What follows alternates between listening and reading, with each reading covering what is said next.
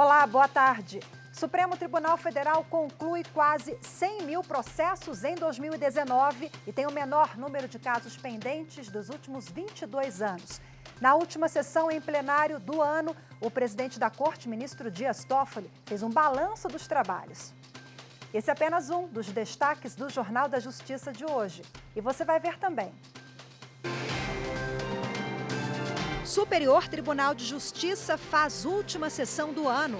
Em 2019, o STJ manteve a tendência de redução do número de processos em estoques. Polícia Federal indicia 6 pessoas por hackearem celulares de autoridades da República e integrantes da Lava Jato. E ainda, execução judicial. Nova plataforma eletrônica vai integrar informações entre o judiciário e os bancos. Hoje damos mais um importante passo para potencializar a eficiência e a duração razoável da prestação jurisdicional em nosso país, preceito constitucional.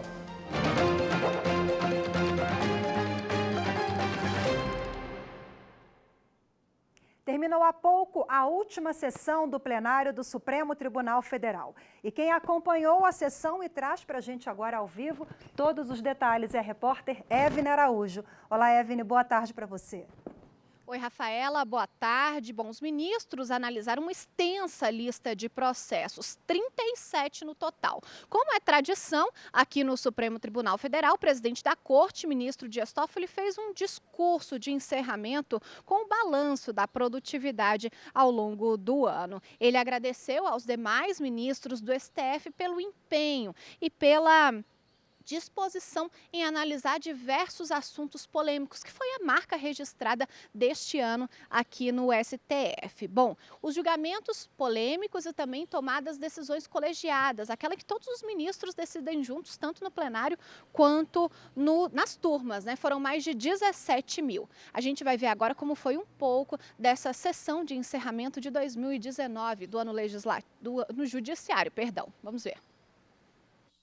O STF fecha 2019 com pouco mais de 30 mil processos em tramitação, o menor número dos últimos 22 anos, 20% a menos do que no ano passado. A Corte está decidindo mais em menos tempo e, consequentemente, baixando mais processos, mas tudo sem prejuízo da qualidade da prestação jurisdicional. Fizemos isso a despeito da diminuição real de 20% no orçamento da Corte. Fizemos isso tudo nesse ano, ministro Marco Aurélio, com 20% menos orçamento do ponto de vista comparativo com o orçamento de 2009, reajustado. Este ano, o Supremo recebeu quase 93 mil processos. A Corte proferiu 114 mil decisões, 17 mil delas tomadas pelos ministros em conjunto no plenário e nas turmas. Produtividade que estimulou o bom humor na última sessão do ano. Eu costumo dizer, inclusive, que eu não sou mais operador do direito, eu sou estivador do direito. Para o ministro Dias Toffoli, o Supremo Tribunal Federal encerra o ano comprometido em garantir a integridade dos direitos fundamentais dos cidadãos, a segurança jurídica e paz social. Eu não tenho dúvida que esse ano de 2019 será registrado na história do nosso país como um período extremamente marcante, doutor Aras, doutor André Mendonça, extremamente marcante na história da nossa nação e que o papel desse Supremo Tribunal Federal foi fundamental na pacificação social nesse ano de 2019. E para falar mais sobre o balanço de 2019 do Supremo Tribunal Federal, eu recebo agora aqui no estúdio a nossa consultora jurídica, Karina Zucolotto. Karina, seja bem-vinda, boa tarde. Boa tarde, Rafaela. Bom, nós acompanhamos agora na reportagem da Evne o balanço feito pelo ministro-presidente Dias Toffoli, mas tivemos uma manhã muito produtiva, com muitos julgamentos, uma sessão jurisdicional normal, né, Karina? Normal, eu diria para além do normal, Rafaela, porque foram muitos julgamentos de listas dos ministros. Salvo engano, o ministro acabou esgotando a pauta de julgamentos que havia sido publicada para a sessão extraordinária desta quinta-feira. Dentre os vários julgamentos realizados, dentre eles recursos, ações diretas de inconstitucionalidade que foram julgadas, e 2 delas eu destacaria, mas o julgamento não foi encerrado, mas são 2 temas que chamam bastante atenção. Em um deles, os ministros estão discutindo se uma lei do Estado de São Paulo teria extrapolado os limites na competência residual para legislar sobre direito do meio ambiente, na medida em que já existe uma lei federal determinando as informações no rótulo de produtos. Qual era a grande discussão? Nessa ação direta de inconstitucionalidade, argumentava-se que a lei federal estabelece que produtos, na comercialização dos produtos de consumo humano, animal ou mesmo para utilização na agricultura, deve vir informado no rótulo desses produtos comercializados sempre quando houver organismos transgênicos acima de 1%. Essa informação deve constar no rótulo desses produtos. Hoje não consta. Não, isso é o que determina a lei federal. A lei estadual fez o quê para ser questionada aqui no Supremo Tribunal Federal? Ela disse que, além da informação quando for superior a 1%, deve também constar quando esse produto transgênero for igual a 1%. A ministra Rosa Weber, relatora dessa ação direta de inconstitucionalidade, já havia votado e entendeu que não havia qualquer inconstitucionalidade, que era possível porque estava na defesa do meio ambiente. Mas hoje o voto vista foi apresentado pelo ministro Alexandre de Moraes, que abriu a divergência e já foi acompanhado por mais 3 ministros. Temos 4 votos pela procedência da ação e 3 votos pela improcedência. Segundo o ministro Alexandre de Moraes, isso poderia, de uma certa forma, inviabilizar essa lei federal, na medida em que uma empresa, por exemplo, que produz um produto distribuído em todo o território nacional, teria que fazer um rótulo específico para 25 estados e o Distrito Federal e um rótulo diferenciado, de repente, somente para o estado de São Paulo. Imagina isso na prática. Na prática, exatamente, foi essa a questão. Mas outros ministros que entenderam que não haveria inconstitucionalidade, entenderam que essa legislação estadual do Estado de São Paulo estaria dentro da competência concorrente para legislar sobre meio ambiente e que, portanto, não haveria esse conflito aparente e julgavam inconstitucional. Mas julgamento, nesse caso, ele foi suspenso em razão de um pedido de vista do ministro Dias Toffoli, e esse pode ser um dos temas que podem voltar à pauta do plenário no ano de 2020. Vamos aguardar. Bom, o ministro Dias Toffoli ele fez um balanço também ali no finalzinho e disse que foi um ano muito produtivo e positivo também para o Poder Judiciário, Karina. Eu diria até, Rafaela, que a gente acompanha as sessões plenárias, ele acabou repetindo uma frase que no balanço do meio do ano ele também disse. A Suprema Corte do Brasil é uma das Supremas Cortes que mais julgam em todo o mundo. Os números chegam a impressionar, até os ministros ficaram assim, bastante impressionados com a redução do acervo e a grande quantidade de processos que foram decididos, tanto em decisões monocráticas como em decisões colegiadas. Então, fecha-se o ano de 2019 com resultados bastante produtivos e com a expectativa, segundo o ministro Luiz Roberto Barroso, de que esses números diminuam cada vez mais, o número de processos diminuam cada vez mais, mas o positivo cresça sempre aqui na Suprema Corte. O ministro Toffoli falou ali, né? Nós estamos julgando mais em menos tempo, né? Essa é a ideia. É uma prestação, a eficiência na prestação jurisdicional, essa eficiência é o que é buscado, principalmente enquanto direito fundamental de todo cidadão. Ter essa resposta do judiciário em um menor tempo possível, e eu acho que esses números apresentados acabam trazendo essa transparência dentro do Poder Judiciário. Ok, Karina, muito obrigada mais uma vez pela sua participação. Eu que agradeço. Boa tarde. A Corte Especial do Superior Tribunal de Justiça também realizou a última sessão do ano, marcando o início do recesso forense. Veja o balanço na reportagem de Jesus Mosquera. No encerramento do ano judiciário, foi apresentado um balanço de realizações do Superior Tribunal de Justiça. O contato com magistrados estrangeiros ficou mais próximo. O combate à corrupção e à violência contra a mulher se intensificou. E as discussões sobre ética judicial foram ampliadas. O tribunal adotou ainda medidas para melhorar a capacitação dos servidores, resultando em maior eficiência. Em 2019, o STJ manteve a tendência de redução do número de processos em estoque, 7,8% a menos, apesar do aumento de 10,1% nos processos recebidos. No final de 2018, o total em tramitação era de 293 mil, agora está em 270 mil. E no acumulado dos últimos 4 anos, a redução é ainda mais acentuada, já que em 2016 o estoque era de 370 mil.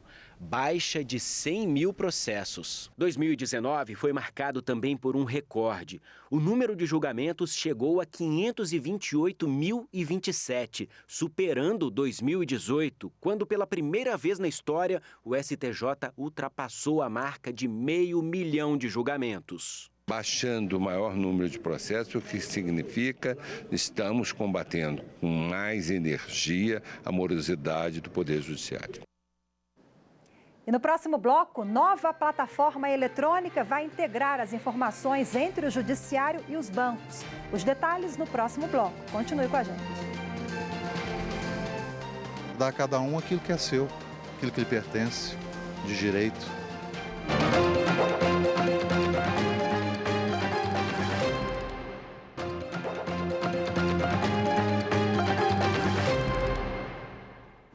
A Polícia Federal indiciou 6 pessoas por hackearem celulares de autoridades no Brasil. O indiciamento consta no relatório final das investigações enviado à Justiça Federal de Brasília e mostra também que há indícios suficientes de que eles cometeram crimes, como formação de organização criminosa e interceptação de comunicação telemática. O Superior Tribunal de Justiça autorizou busca e apreensão em nova fase de operação que investiga a venda de sentenças por juízes da Bahia. Quem tem mais informações e traz para a gente ao vivo agora é a repórter Carolina Chaves. Olá, Carol, boa tarde para você. Boa tarde, Rafaela. Boa tarde a todos. Olha, os 4 mandados judiciais de busca e apreensão foram autorizados pelo ministro Og Fernandes do Superior Tribunal de Justiça e cumpridos em Salvador. O objetivo é reunir provas de que o esquema teria também a prática do crime de lavagem de dinheiro. Nesta nova fase da operação, 2 pessoas são investigadas, um joalheiro e um advogado que teriam ligação com desembargadores suspeitos de venderem sentenças. Segundo as investigações, a função deles era fazer com que o dinheiro aparentasse ter origem lícita. Os trabalhos fazem parte da Operação Faroeste e dos 15 denunciados pelo Ministério Público, 8 são magistrados. Rafaela. Muito obrigada pelas informações, Carol. A execução judicial ganha uma nova aliada, uma nova plataforma eletrônica que vai integrar as informações entre o Judiciário e os bancos. O acordo sobre a nova plataforma foi assinado entre o Conselho Nacional de Justiça, Banco Central e Procuradoria-Geral da Fazenda Nacional. O CNJ vai operar o sistema, que será mais ágil e terá mais funções do que o atual. Desde 2001, o Judiciário e as instituições financeiras mantêm uma comunicação eletrônica. O juiz determina o bloqueio de contas e investimentos do executado. O sistema verifica em que bancos estão os valores e envia a ordem de bloqueio para eles. Desde a versão 2.0, que no início processava cerca de 60 mil ordens por ano, chegaremos ao final desse ano com quase 84 milhões de ordens. Só em 2019 serão mais de 16 milhões de ordens judiciais enviadas às instituições financeiras. Esse crescimento do uso do sistema mostra claramente a necessidade de continuarmos avançando na evolução da ferramenta. Não há como o Estado ser cada vez mais eficiente sem privilegiar o investimento em tecnologia. O presidente do CNJ e do Supremo Tribunal Federal, ministro Dias Toffoli, lembrou que no passado toda essa operação era feita em papel.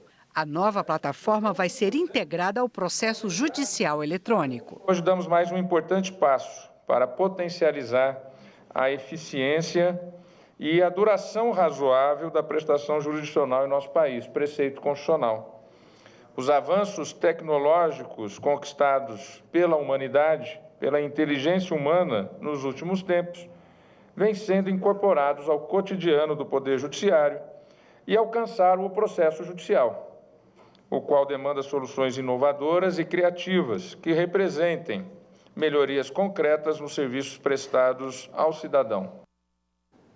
O Conselho Nacional de Justiça publicou uma resolução com a política de atenção à pessoa egressa do sistema prisional. A nova política estende para todo o país a assistência dos escritórios sociais para dar apoio a quem acabou de cumprir ou ainda cumpre pena.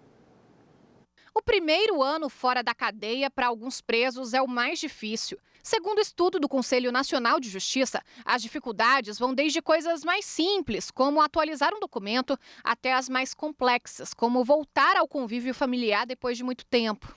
Pensando nesses desafios, o CNJ criou a política de atenção à pessoa egressa do sistema prisional.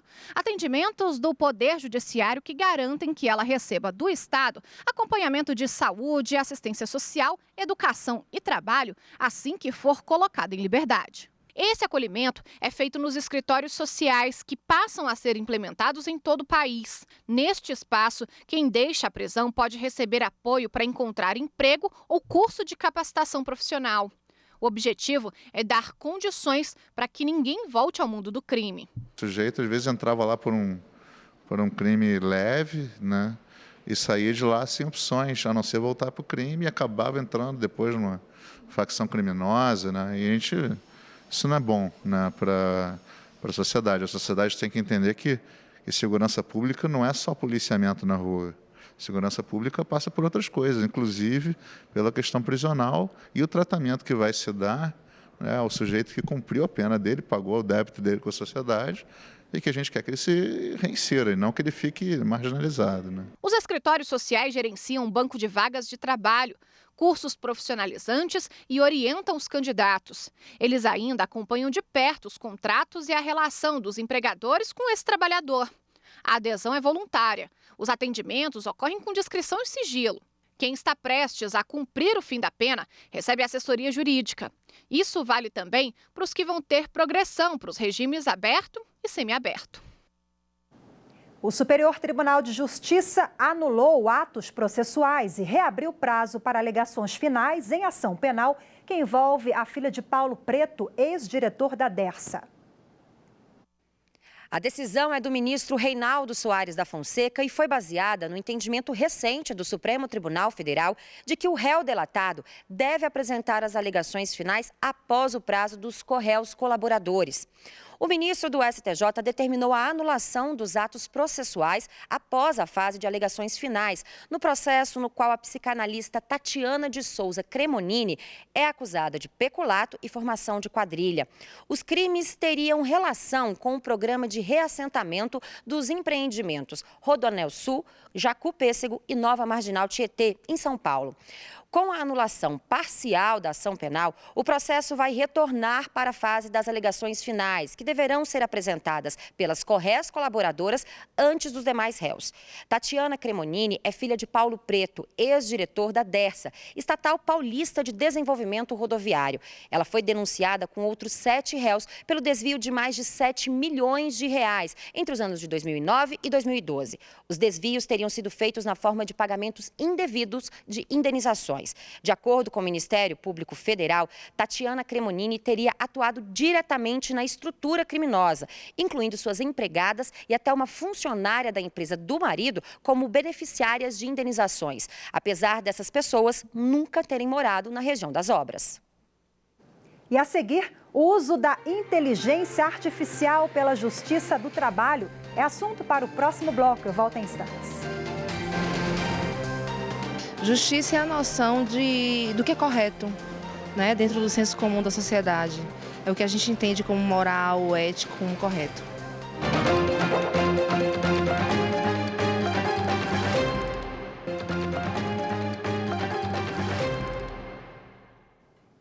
Inteligência artificial torna a Justiça do Trabalho mais ágil e eficaz. Atualmente, 100% dos processos que fazem parte do acervo do Tribunal Superior do Trabalho tramitam virtualmente. Os julgamentos ocorrem por meio do plenário eletrônico. De janeiro a agosto de 2019, mais de 277.900 processos deram entrada no Tribunal Superior do Trabalho. Um aumento de 30% em comparação com o mesmo período de 2018. Mas como enfrentar tamanha demanda de forma rápida e eficiente? É nessa hora que a tecnologia entra em campo. Desde 2018, os processos do TST são gerenciados pelo Bem-TV, um projeto inédito na Justiça do Trabalho e que funciona por meio de inteligência artificial. Agilidade e transparência. Praticamente 100% dos mais de 342 mil processos que fazem parte do acervo do TST tramitam de maneira eletrônica.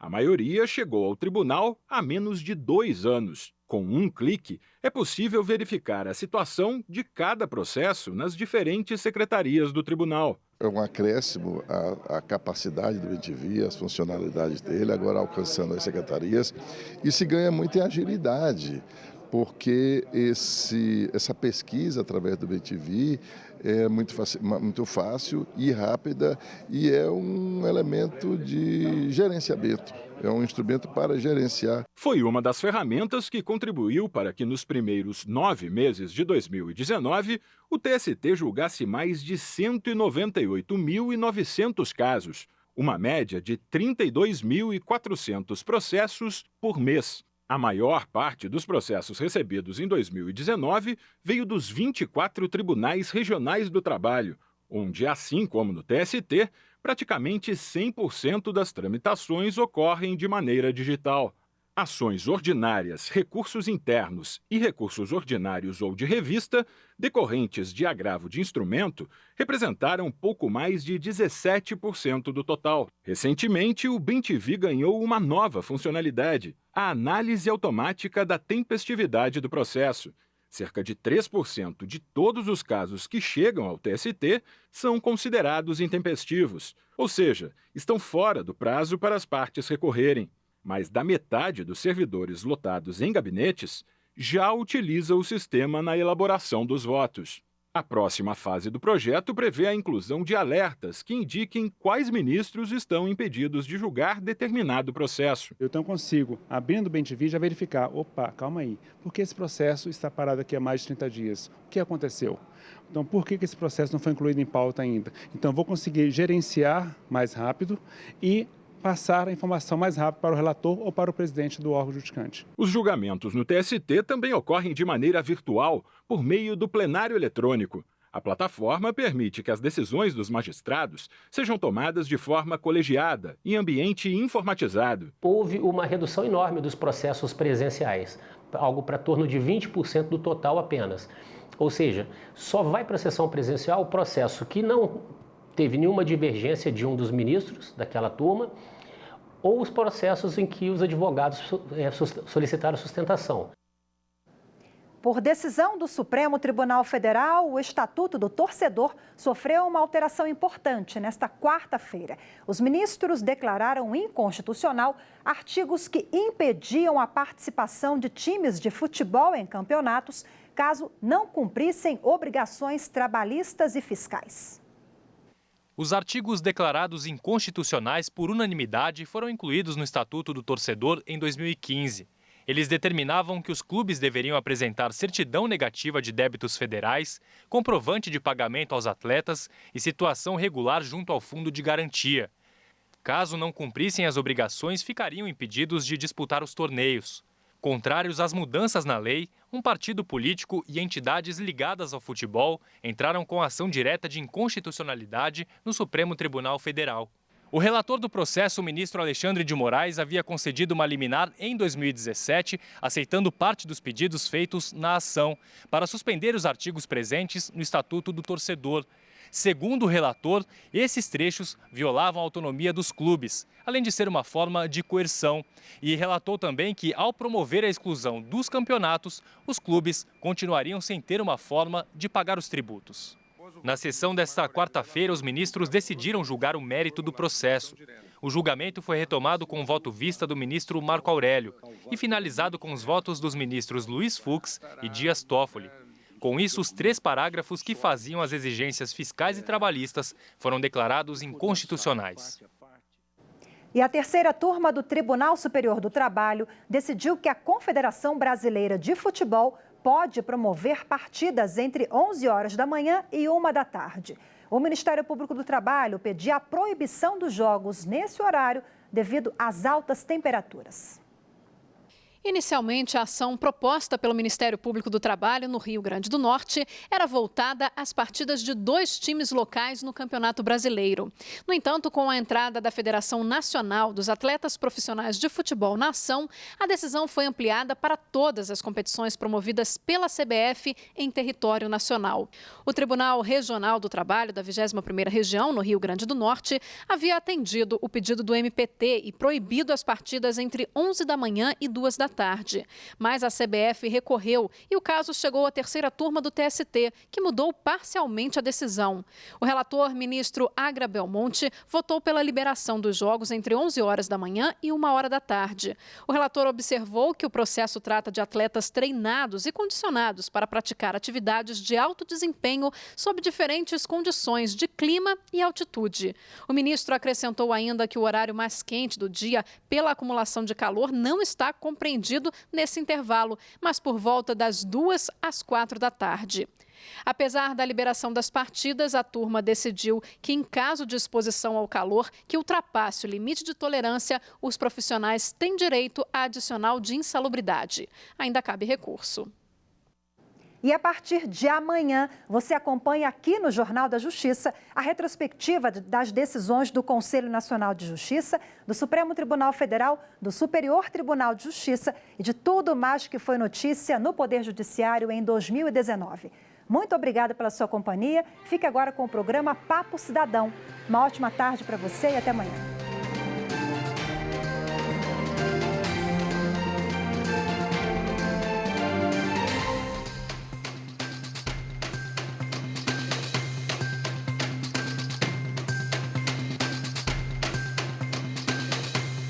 Thank you.